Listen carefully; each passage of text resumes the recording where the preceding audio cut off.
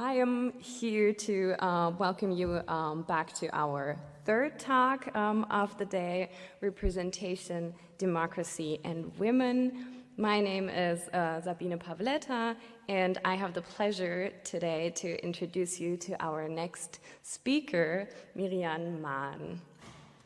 Mirrianne is a political activist, a city councilwoman of Frankfurt am Main, and a chairwoman of the Committee for Culture, Science, and Sport. She also works as a diversity consultant and is committed to fighting against all forms of discrimination and for more diversity in all areas of life. Mirrianne is a person who is not afraid to make her voice heard, luckily, and to speak her mind, and also to advocate for those who often do not get a chance to speak for themselves. In fact, she became known to a wider audience when last year, I believe, correct me if I'm wrong, during the Peace Prize ceremony of the Deutsche Buchhandel, Mirrianne interrupted the Lord Mayor of Frankfurt. She came to the stage and pointed out the paradox that a black woman was about to receive the Peace Prize while black women and black writers were not welcome at the book fair because their security or their safety concerns were entirely left unheard. Earlier this year, Mirrianne had to stay at the hospital for some time. She also turned to Instagram and made her voice heard about the still existing discrimination in hospitals as she encountered some discrimination by doctors. However, she does not only speak up against racism, but she is also a passionate advocate for better and more diverse access to education and culture. She recently just told me that during her maternity leave, she used the time to come down here to Freiburg and to take a look at the Freie Demokratische Schule down here in Freiburg because she wanted to found such a school back in Frankfurt. Even in her free time, she cannot stop to just rest her feet, but she has to really advocate for others and bring more diversity to the people in any way she can. In addition to her political engagement in this area, she also knows about the power of low threshold offerings. So, for example, she recently took some of her Instagram followers to the opera who had never been to the opera because they didn't have the access because, for example, they didn't have the money or they just weren't introduced to it.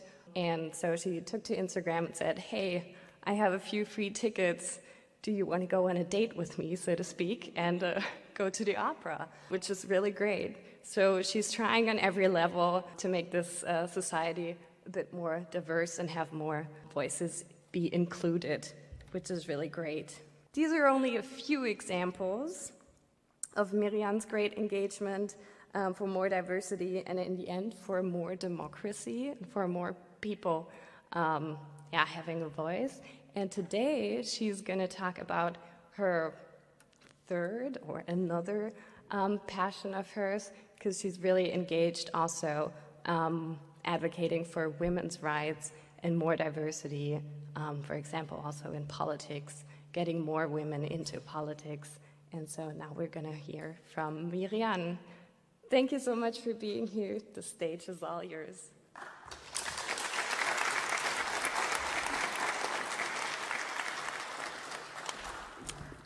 Oh, wow. Thank you so much, Sabine. Thank you so much, Carl-Schurz-Haus, for having me again, this time even live and in person and not on a screen. I would like to take you on a little journey. Please trust me, it won't be bad. Could you close your eyes for a moment? Everybody. Close your eyes. I want you to visualize 3 scenes for me. And the visualization is really important here. Imagine you're at the airport and you're running late. You run down the aisle to the gate, just make it there as it is closing. You argue with the employee, who then admits defeat and lets you through again. You board the plane at the last moment and almost collide with one of the two pilots who are just coming out of the cockpit to greet you. You sink into your seat, stressed but relieved. You arrive at your holiday destination. You find a small local restaurant and have the best meal of your life. I mean, really the best. In this visualization, there aren't any calories. You really dig in. While you're thinking about what dessert to order next, a cake is brought out because a couple is celebrating their wedding anniversary at the next table. The next morning, you go to the biggest tech conference in the world, and one of the most successful CEOs comes on stage to present the world's first implantable headphones. Music when and where you want without doing anything, just thinking of it. Open your eyes. I have 3 questions for you. Was the pilot you bumped into, was she a woman? Did she look like me? Did the couple in the restaurant consist of 2 men? And the CEO, was he in a wheelchair? Probably not, which is not bad. It's okay if they weren't. It just shows that we usually don't imagine what we don't know and what we're not used to seeing, which is why I think diversity is important. And I came up with this little exercise when I was flying to Dubai with Emirates, which is the best way to fly, not Lufthansa, advertisements lying. And the pilot started speaking, and it was not only a woman's voice, she had a heavy accent, and I started getting nervous. And as Sabine already said, I think I'm an intersectional feminist, but I was getting nervous. I was like, ooh, where's the German guy? And then I got really mad at myself because I was like, damn it, Mirrianne, come on. But still, I was sweating. As I'm standing here, you can imagine everything went well, and it was one of the smoothest landings I ever experienced. But that's why representation matters. American politics is more diverse than ever. Women, people of color, people from the LGBTQIA community, and indigenous people shattered all kinds of ceilings during the midterm elections of 2018. Germany's parliament is nearly 40% female since last year. And we have 3 Black representatives on the federal level. And on local level, there's Aminata Touré, our first Black minister, and me, yay. The last brother from the AFD doesn't count, because he's lost. That is great, but not enough. Look, there's this Black guy at AFD, but I don't count him. He doesn't represent me. So, because the record high are still too low. If women and other minorities aren't at the table, bad things happen. Poor health care, poor child care, and no equal pay are just a few of them. In the US, the Supreme Court has overthrown Roe v. Wade, which creates a precedent for cutting back other liberal rights, especially those of the LGBTQI population and other marginalized groups. In the US, there are only 0.1% of queer people in Congress. 0.1. That's not even 0.5%. That's not even 0.5%. And that even though 5% of Americans identify as queer, I see a problem there. And how do things stand with Germany? A few months ago, the Bundestag passed the abolition of paragraph 219a. This would allow doctors to inform people through their public appearances on the internet, etc., that they perform abortions with which methods they use and other things that unintentionally pregnant people need to know to be able to make a good decision for themselves and their bodies. But when we talk about 219a, we often mean paragraph 218, which states that abortion is a criminal offense in Germany that is exempt from punishment under certain circumstances, compulsory counseling, compulsory waiting time, etc., etc. And even though all Western feminists agree that the selective abortion of female fetuses in India and China is a scandal, we still ask women to tell us why they want an abortion, to then decide if their reasons are valid or not. Surprisingly, or let's say shockingly to me, one of the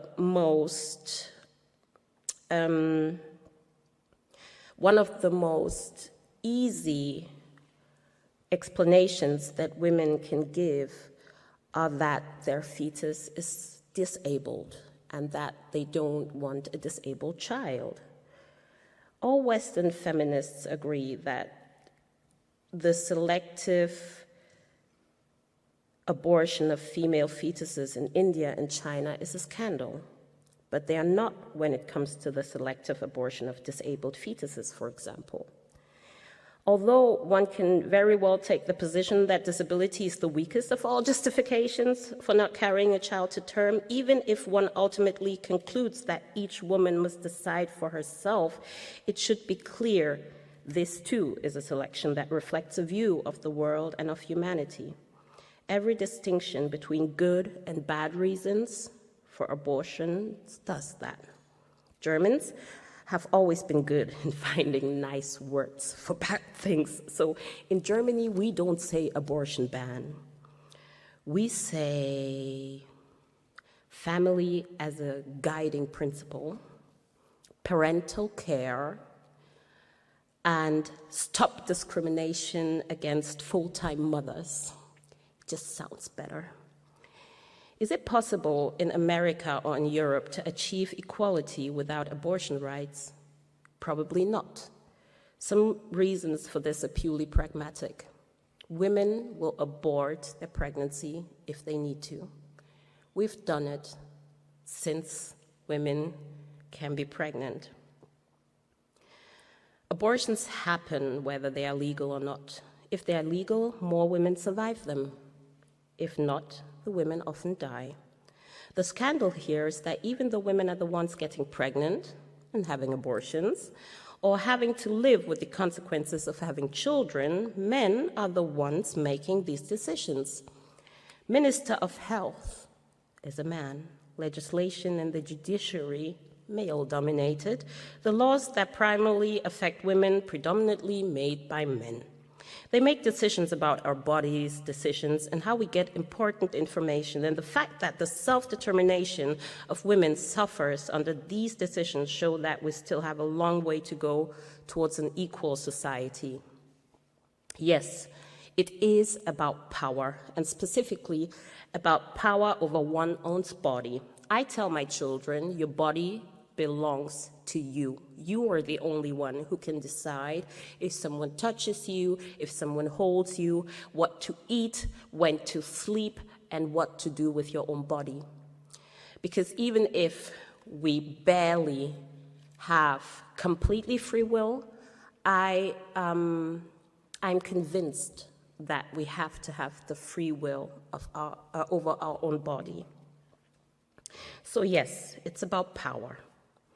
Countries that call themselves democracies but still cement these gender power imbalances in 2022 needn't be surprised by its other effects, the gender pay gap, fewer female life chances, and the fact that rape is talked about loudest when the spotlight can be turned on non-white predators. The killings of women in Iran are a scandal, and the whole world, Western world agrees. So we talk about sanctions of Iran, but the fact that in this country, a man tries to kill his woman every day, and he succeeds every third day, isn't spoken about, because who would we sanction? Ourselves? Other examples, contraceptives of men allegedly have too many side effects. But the considerable amount of side effects of the pill have not affected their market success. That women must feel that they are included in the male form of address, but men cry out when they are expected to use the feminine. I could go on and on about these inequalities, and I haven't even touched race yet, but we just don't have the time for that. So how can we change that? Women are still underrepresented in politics more than 100 years after the introduction of women's voting rights. Why is that? How can we change that?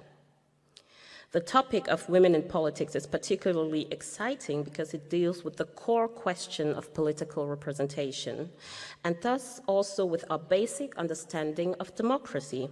How representative must our representative democracy be? Should the proportion of women in parliament be described by law? Women make more than half of our population, but still fall under the category minorities. Isn't that weird? Only a few states has there been a woman in the highest office of government or as a promising candidate for such an office more than once. Angela Merkel, too, was the first when she was nominated as the CDU-CSU candidate for chancellor at the end of May 2005. Wow, that's so long ago. And everything she did during the election campaign and finally as chancellor happened for the first time. Over the past 2 years, leaders have faced many unprecedented decisions. COVID. In government, at national and more local levels, women leaders are associated with fewer deaths and faster actions. In companies, women leaders have proven more motivating and communicative during a period of fear and isolation. However, according to Women's World Atlas, only 4 countries have achieved parity between women and men in parliament. The world is facing multiple crises: climate change, the health crisis due to the pandemic, persistent conflict and civil unrest. Women, children, and other minorities are those mostly negatively impacted by those crises. They are in a more vulnerable position. They have fewer resources to deploy to address these challenges. The Dominican Republic and Eswatini are the only countries, and until I was 25, I believed Eswatini wasn't really a thing. I thought my dad made it up. Turns out, no, he didn't. But those are the 2 countries in the world where women and men in senior and middle management are parity. According to the World Economic Forum 2021 Gender Gap Report, the pandemic has set representation of women leaders back by 68%. A trend reversal that would impact more than 50% of our population. That sucks.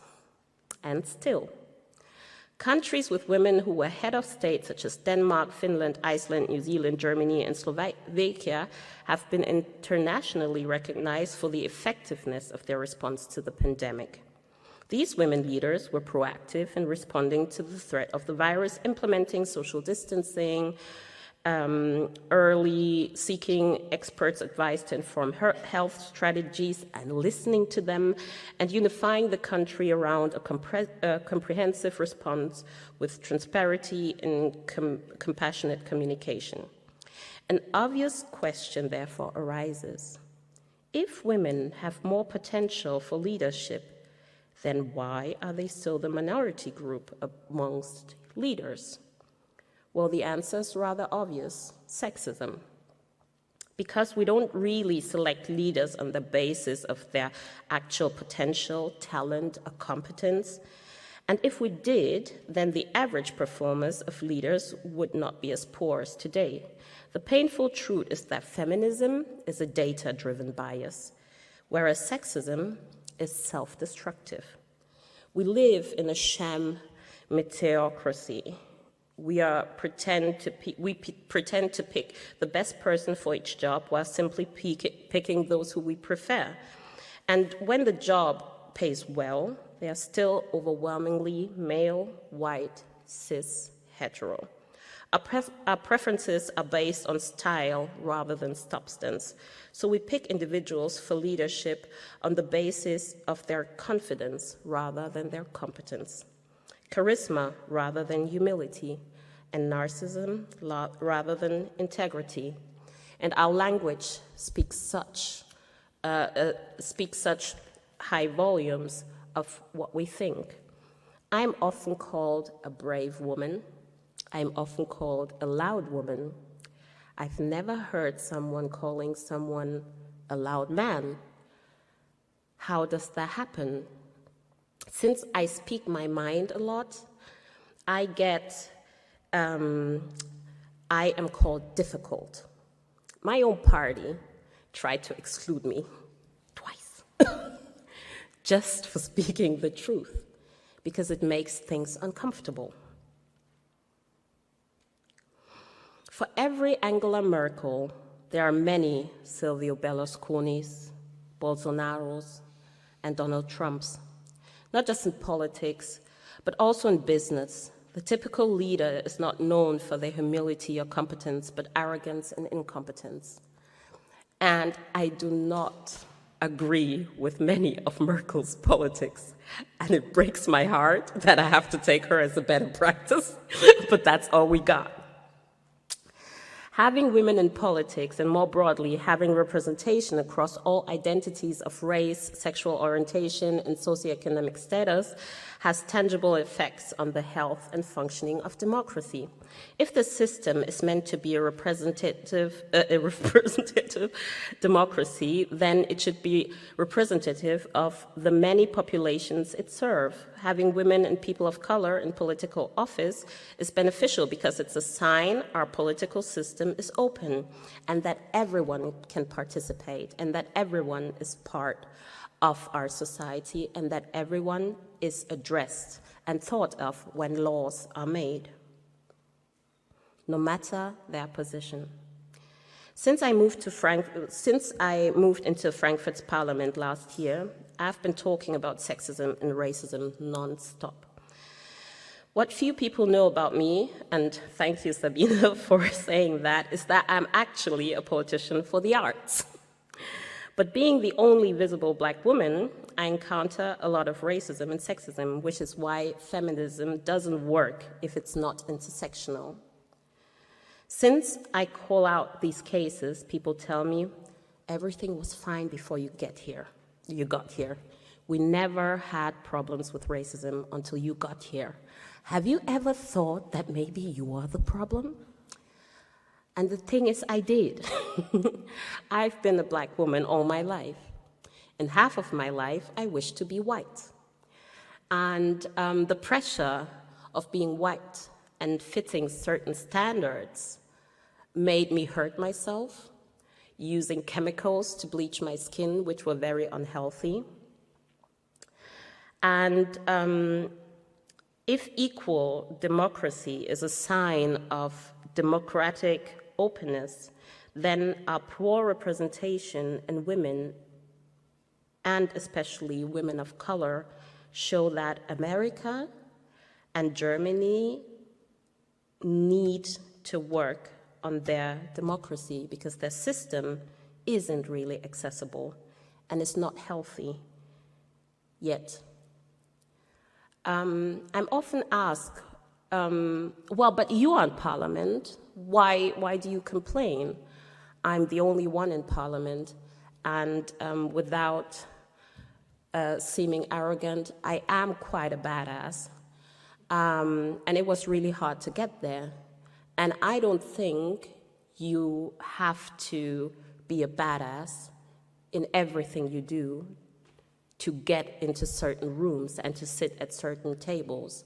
I think that we will be able to say that we have reached equality when we have, let's say, a traffic minister, a woman, queer, in a wheelchair, that just loses 600,000 billion euros and doesn't get kicked out of office. I'll be happy. Improving opportunities for participation in education, on the labor market, and in everyday politics does not lead to a homogenization of lifestyles. Rather, it can be assumed that experiences of difference and foreignness are made more frequently with successful outsiders. Among other things, minorities speak out more confidently, represent their interests, make their demands. In short, by sitting at the table and claiming a piece of pie, accordingly, conflicts of distribution and interests, and that can also increase. I like the picture of the table, but not just the picture of the seat at the table, but a good friend of mine, Aladdin El-Mafalani, he coined the phrase of the table in a whole different way. He said, in societies that keep changing all the time, you can imagine that there is this table with a lot of cake and there are people sitting around. And there are some people standing right behind them that can actually reach the cake. And then there are those sitting far away, maybe with crumbs. So due to better access to education, due to better representation, due to more accessibility, all in general, more people get to sit at the table and eat. That's where we are now. Mostly it's okay.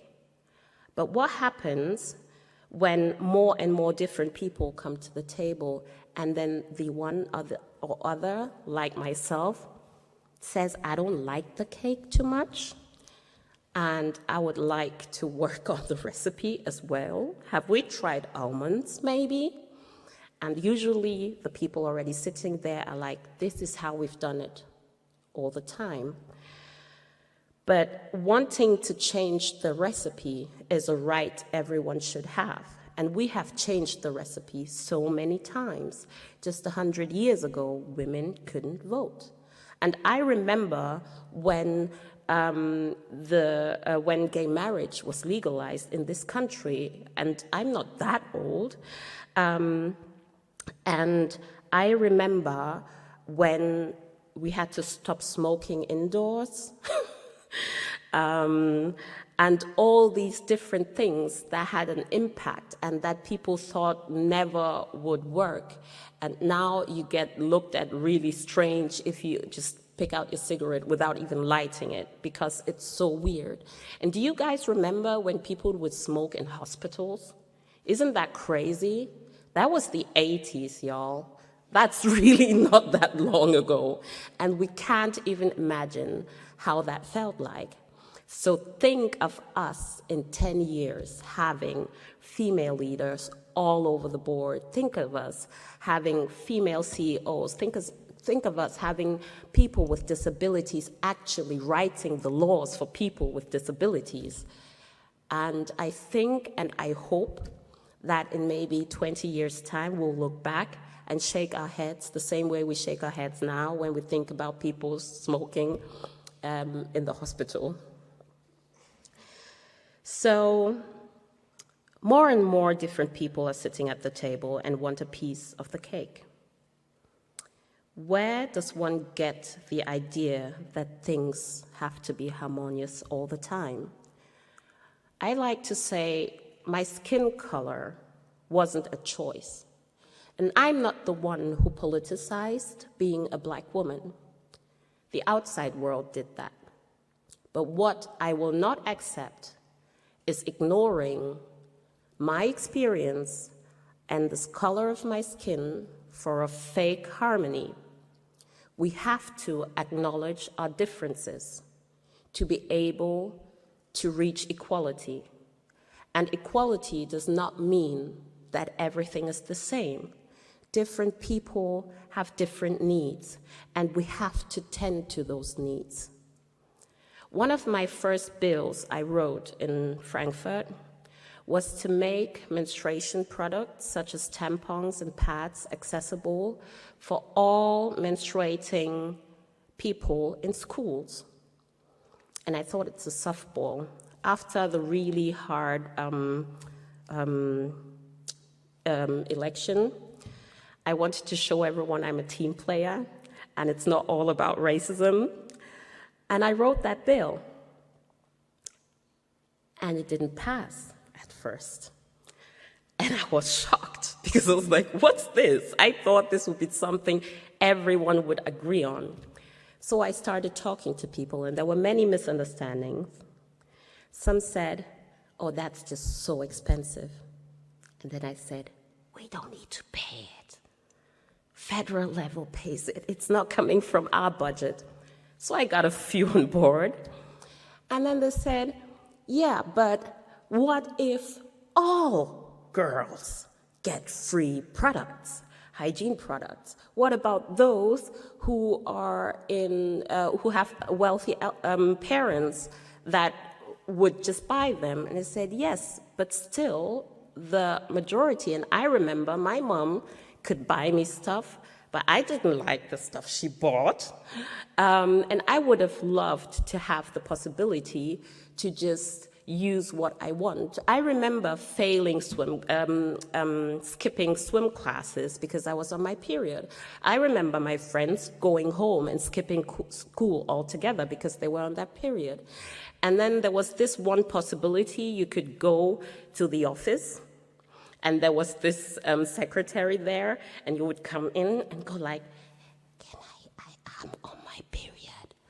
And then she would give you this huge pad, one, and you couldn't put it anywhere, so you would have to take that huge pad and walk through the whole school. That is not just embarrassing, that is undignified. And dignity is a big part of equality. I don't want to be in a room where I don't feel welcome. I want to be in a room where I can exist dignified, where I can keep my dignity.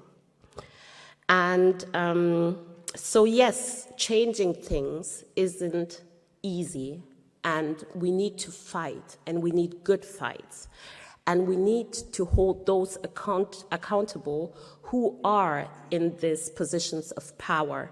And we have to realize when we ourselves are in positions of power and have to make way and give space to other people.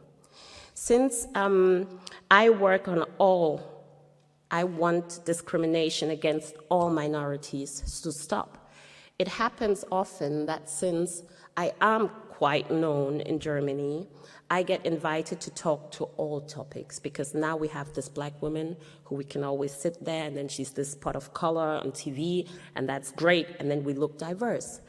But I never take jobs or assignments where I'm supposed to talk about disabilities, if it's just about disabilities, because I do not have a visible disability. And even though I've put in a lot of work, there are so many way more competent people than I am. So what I do, and I know I'm losing money, I still tell those in charge, you need to find somebody that represents the community. Even though I'm a queer woman, I have not encountered discrimination based on my queerness, because I have 2 kids, and that just gives people the impression I'm into men. That makes life easy for me. So I do not talk on behalf of queer people who experience discrimination all the time. And all I'm asking for is that everyone thinks of the way they're positioned, their privileges, and share what they can share, but more importantly, step out of the way when it is not your place to talk. And equality can seem as if it's, if you're being degraded, if you've always been the privileged one. For the dominant, it might feel that way, which is why so many old white men get very angry when we call them old white men. Even though a black woman shouldn't be angry when we call her a black woman. Or a young minister, a young female minister, is always referred to as a female minister. And Angela Merkel was always referred to as the female chancellor. And we have moms, but we call them working moms sometimes. I rarely ever hear the phrase working dad. How does that happen? People ask me, how do you do all the things you do if you have 2 kids? Where are your kids? Well, home.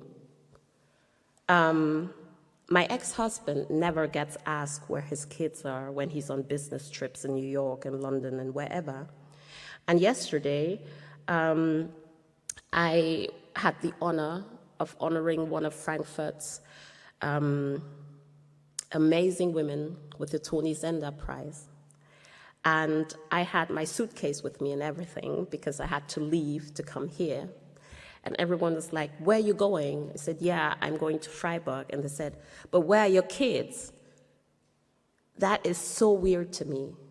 And I bet to you that every mother with that's working, and the more public you work, the worse it gets, knows these questions. Why do we do that? Why do we talk about working moms? Why don't we talk about working dads? Why do we talk about loud women and not about loud men? And we need to stop emphasizing that women do things when they do it, because I think that language and speech helps us change the way we think about our society. So, we need to change a lot. How do we do that? I'm sorry, I don't know. I tend to talk about problems. I think I don't have to know, because I'm just one person, and I have one perspective. And it would be really arrogant for me to stand here and say I had the solution for everybody. What we need to do is that all of us come together at the table with privileges, without privileges, and even all of those with their backpack full of avant-garde and elitism, and talk together and make the changes we need. Because German and white isn't the same, and German and male isn't the same. So as Germany, we have to represent the whole of our society. I would like to end with a quote of one of the greatest of all times, John Lewis, which I took to heart. Never be afraid to make a little noise and get into trouble. Good trouble, necessary trouble. And I even went further, because I realized when trouble happens and when disruption happens, what do? We stop and we stand, and maybe we'll look up. And in that moment, when we look up, we get to see what's happening around us. And I believe that that is the moment where we can go in and change things. That's what's happening in Iran. The peace was so disrupted by one murder that we stopped and we looked up and we realized something that we thought was always normal isn't, and that we don't want to live in a society like that. What George Floyd did, and I might add for white people, was that they had to stop because they couldn't act as if that was normal. And the moment we stopped, around the world, we had people saying Black Lives Matter. So sometimes we need to stop and look around and hopefully find the small crack in the door in which we can slide in to open it from the inside. So I ran for office. Thank you very much.